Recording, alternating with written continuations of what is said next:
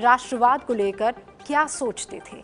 आप कुछ ऐसी बातें जानेंगे जो आपको नहीं पता होंगी। ये इस खबर के पीछे की खबर है और हमें इसे बताने में कोई नहीं रोक सकता है। हम इसे बताने में कतराएंगे नहीं।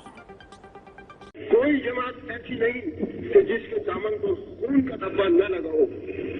मैं आपसे दरख्वास्त करता हूं कि जिस दरवाजे से ये फिरका परस्ती आई है उस दरवाजे को बंद कर दें।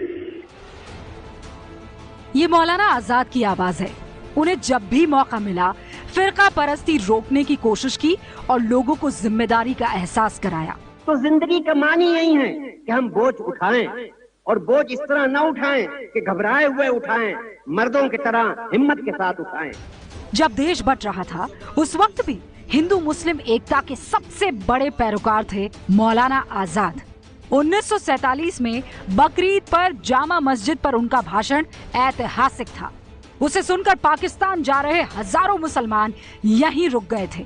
उन्होंने कहा था, आखिर कहां जा रहे हो और क्यों जा रहे हो? ये देखो, मस्जिद की मीनारें तुमसे उचककर सवाल कर रही हैं कि तुमने अपनी तारीख के सफ़हात को कहां गुम कर दिया है। अभी कल की बात है कि यहीं जमुना के किनारे तुम्हारे काफिलों ने वजू किया था।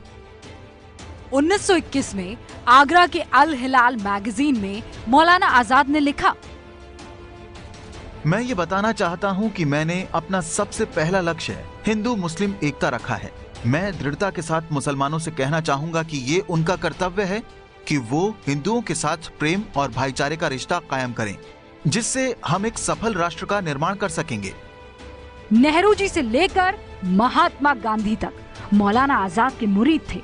नेहरू जी ने डिस्कवरी ऑफ इंडिया में लिखा, भारत में राष्ट्रवाद के बारे में छिड़ी नई बहसों को देखते हुए मौलाना आजाद जैसी शख्सियतों के बारे में पढ़ने पढ़ाने की जरूरत है।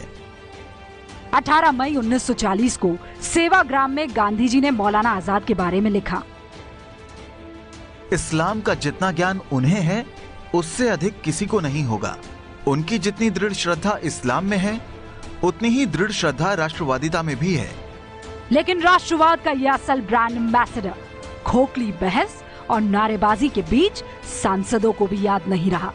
ये देश का दुर्भाग्य ही है। आपको कभी मौका मिले तो जामा मस्जिद पर मौलाना आजाद का दिया भाषण जरूर पढ़िएगा। इसी भाषण में हजारों मुसलमान से उन्होंने कहा था कि आओ कसम खा लो कि ये मुल्क हमारा है, हम इसी के लिए हैं और उसकी तकदीर के बुनियादी फैसले हमारी आवाज के बगैर अधूरे ही रहेंगे। लेकिन ये भी सच है कि आज कहां किसी को मौलाना आजाद याद है। उनकी बातें याद है। वो कई साल